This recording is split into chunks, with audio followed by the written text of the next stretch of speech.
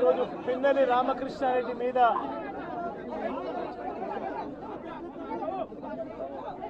తన మీద ఏకంగా 307 అంటే అటెంప్ట్ టు మర్డర్ లాంటి కేసులు పెట్టి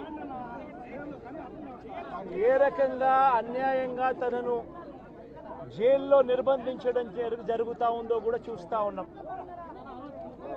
ఈరోజు రాష్ట్ర వ్యాప్తంగా కూడా ఇదే కార్యక్రమాలు జరుగుతూ ఉన్నాయి. రాష్ట్ర వ్యాప్తంగా కూడా కేవలం తెలుగుదేశం పార్టీకి చంద్రబాబు నాయుడు గారికి ఓటు వేయలేదు అన్న ఒకే ఒక కారణంతో ఏకంగా ఆస్తులను ధ్వంసం చేస్తూ ఉన్నారు, దొంగ కేసులు పెడతా ఉన్నారు.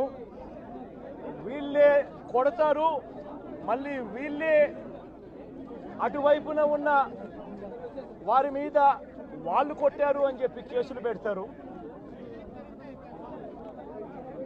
ఇంతటి దారుణంగా ఈరోజు రాష్ట్రంలో పరిపాలన సాగిస్తూ ఉన్నారు. నేను అడుగుతా ఉన్నా, ఇదే గత 5 సంవత్సరాల కాలంలో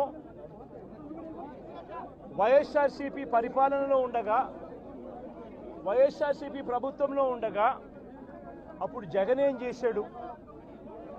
కులం చూడలేదు, మతం చూడలేదు, ప్రాంతం చూడలేదు, చివరికి ఏ పార్టీకి ఓటు వేశారన్నది కూడా చూడకుండా ప్రతి పథకము ప్రతి మనిషి కూడా అర్హత అన్నది మాత్రమే ప్రామాణికంగా తీసుకుని ప్రతి ఇంటికి డోర్ డెలివరీ చేసిన ప్రభుత్వం వైఎస్ఆర్సీపీ ప్రభుత్వందైతే, జగన్మోహన్ రెడ్డి ప్రభుత్వందైతే ఈరోజు కేవలం తెలుగుదేశం పార్టీకి ఓటు వేయలేదని, కేవలం చంద్రబాబు నాయుడు గారికి ఓటు వేయలేదని, కేవలం ఓటు వేయలేదన్న ఒక్క కారణంతో ఆస్తులు ధ్వంసం చేస్తూ ఉన్నారు, మనుషులను కొడతా ఉన్నారు, కొట్టి మరి కేసులు పెడతా ఉన్నారు. ఇంతటి అన్యాయంగా రాష్ట్రాన్ని రావణ కాష్టం చేస్తూ ఉన్నారు.